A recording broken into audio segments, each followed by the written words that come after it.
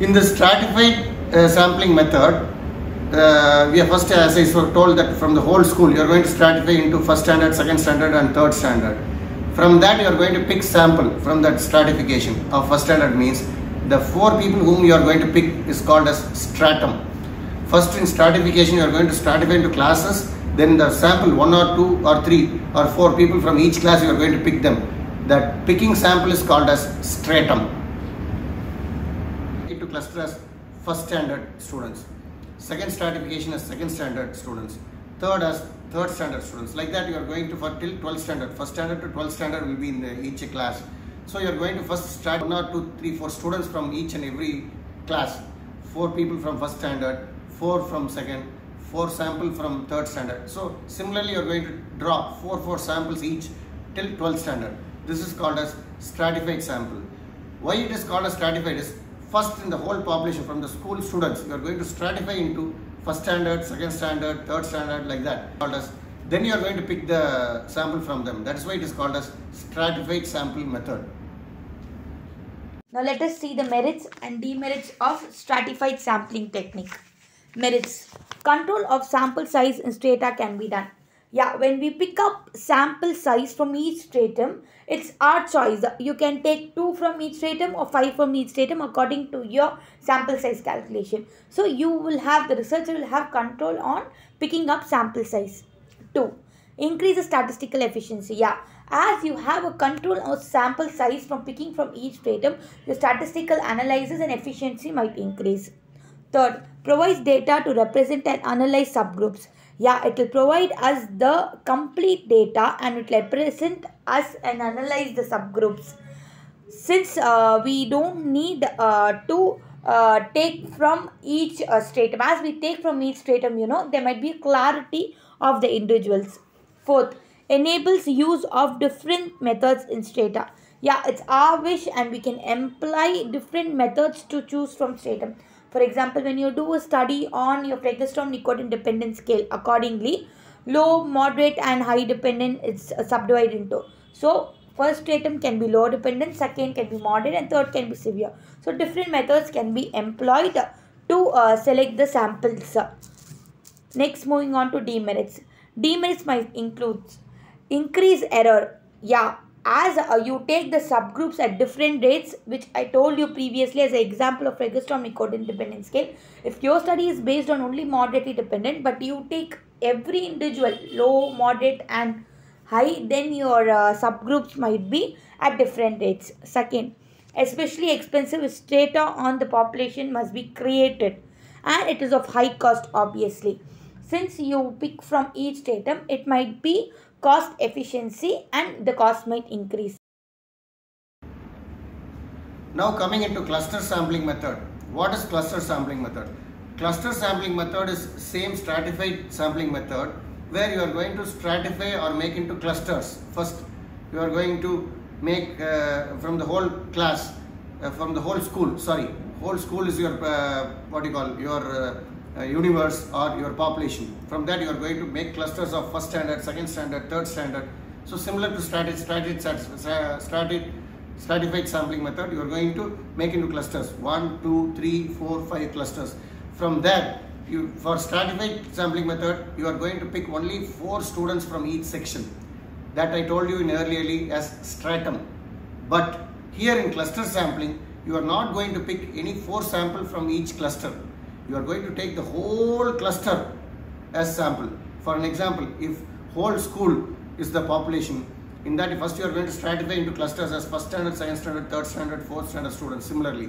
So in stratified method you are going to pick only 4 students from first standard, but in cluster you are not going to pick the sample. You are going to take the whole first standard into account. So second, you can even pick 4th standard, the whole population of the cluster you are going to take into that. So from till 12th standard, if 12 classes are there, if you want 4 samples, you are going to pick first standard 1 sample, 4th standard 1 sample, 6th standard 1 sample and 12th standard 1 sample. The whole class you are going to take them into this account. So this is called as cluster sampling method.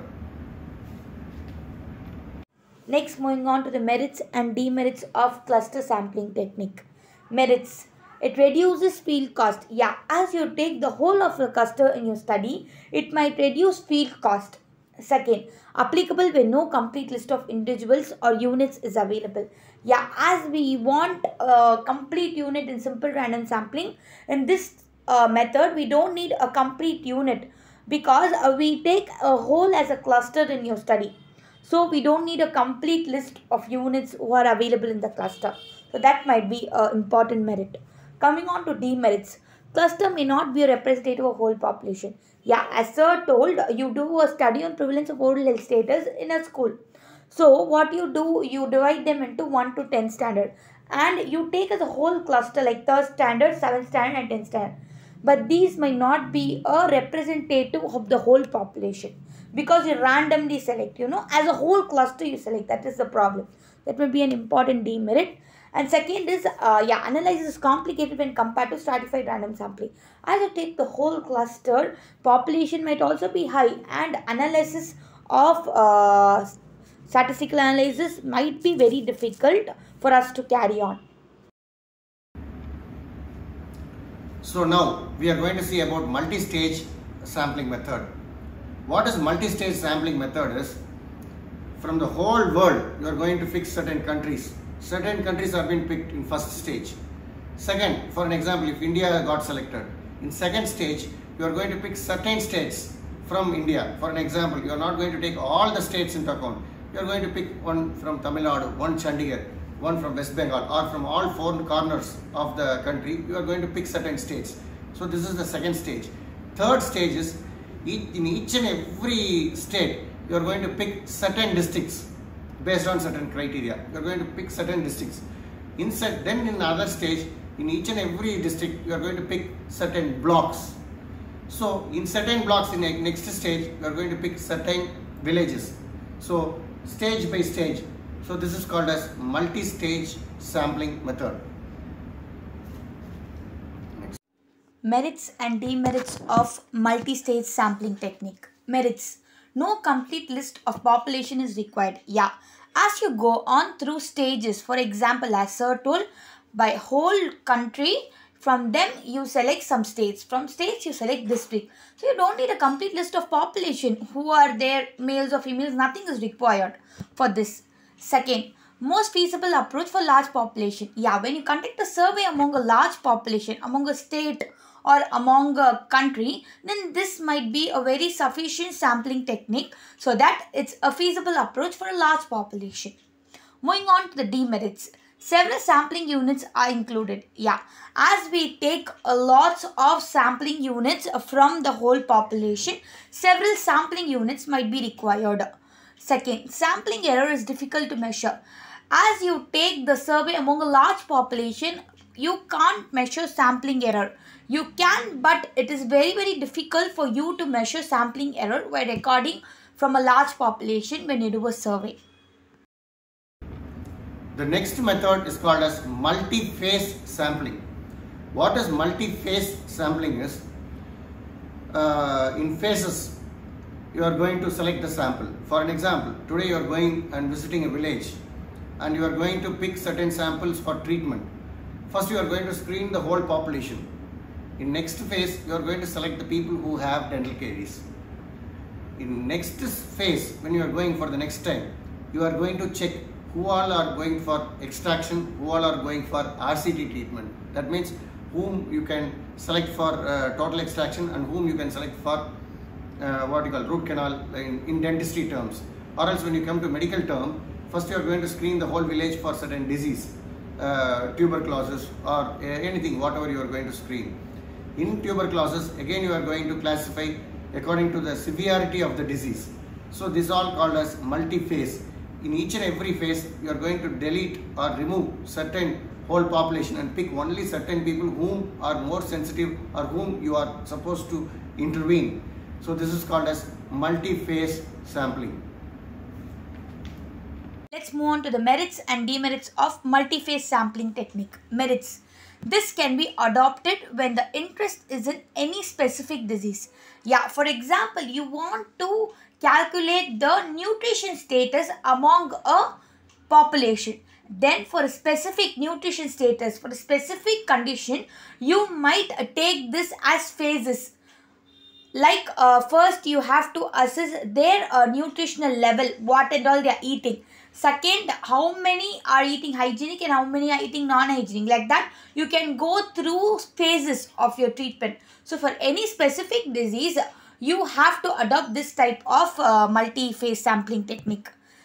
Then less cost, less laborious and more purposeful. Yeah, when you do this type of study, this type of technique you imply in a study, that might be a less costly procedure.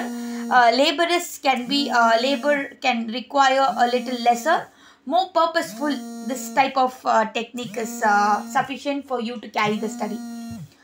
Moving on to the demerits, it is not applicable if you are not finding out any specific disease of interest.